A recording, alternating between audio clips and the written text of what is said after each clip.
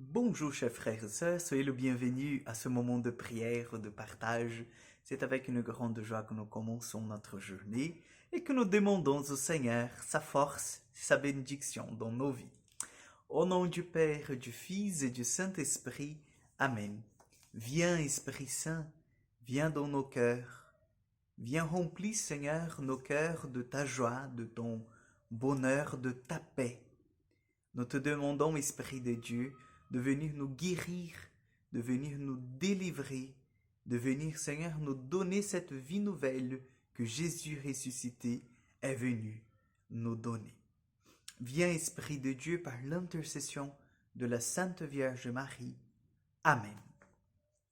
Chers amis, nous allons prendre l'évangile de Jean, chapitre 3, versets 7 au 15. En ce temps-là, Jésus disait à Nicodème, « Il vous faut naître d'en haut. Le vent souffle où il veut, tu entends sa voix, mais tu ne sais ni d'où il vient, ni où il va. Il en est ainsi pour qui est né du souffle de l'Esprit. » Nicodème reprit, « Comment cela peut-il se faire ?» Jésus répondit, « Tu es un maître qui enseigne Israël et tu ne connais pas ces choses-là? Amen, amen, je te le dis, nous parlons de ce que nous savons, nous témoignons de ce que nous avons vu, et vous ne recevez pas notre témoignage. Si vous ne croyez pas lorsque je vous parle de choses de la terre, comment croirez-vous quand je vous parlerai de choses du ciel? Car nul est monté au ciel sinon celui qui est descendu du ciel, le Fils de l'homme. De même que le serpent de bronze fut élevé par Moïse dans le désert, ainsi faut-il que le Fils de l'homme soit élevé, afin qu'en lui tout homme qui croit ait la vie éternelle. Acclamons la parole de Dieu. Oui, chers frères et sœurs, nous continuons dans cet entretien de Nicodème avec Jésus et nous voyons aussi quelque chose de très important et de très beau. Nicodème, il était un maître en Israël, il était celui qui enseignait, il était celui qui donnait en fait à comprendre les Saintes Écritures à son peuple. Et Jésus vient ouvrir ses yeux avec cet enseignement tout à fait neuf en disant, Nicodème, il faut que tu renaisses d'en haut.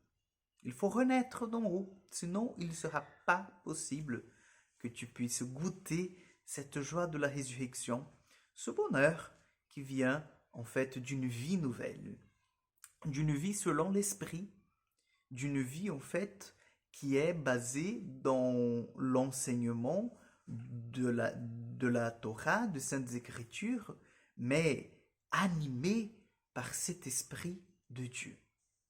Et Nicodème a du mal à comprendre, il reste un peu quand même dans, je dirais, une façon humaine, terrestre, de comprendre ce que Jésus vient de dire. Il dit, mais comment se peut-il qu'un homme renaisse à nouveau, étant donné que, ben voilà, donc, moi par exemple, je suis déjà âgé, comment se fait-il? Et Jésus vient expliquer, chers frères et sœurs, le chemin. Alors c'est beau en fait cet enseignement parce qu'il nous invite nous aussi à renaître d'en haut.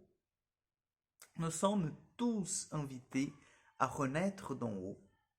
Chers amis, hier nous avons parlé du baptême, de toutes les richesses que le baptême nous apporte, de ce besoin en fait de développer en nous la grâce baptismale.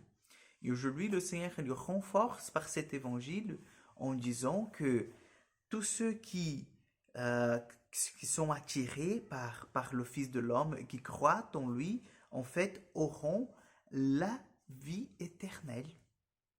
Donc nous ne sommes pas faits pour ce monde, même si nous sommes nés dans ce monde, même si nous avons reçu notre rédemption dans ce monde, nous ne sommes pas, chers amis, faits pour ce monde. Nous sommes en fait créés pour la vie éternelle. Et c'est notre appel premier. Il ne faut pas que nous oublions cela.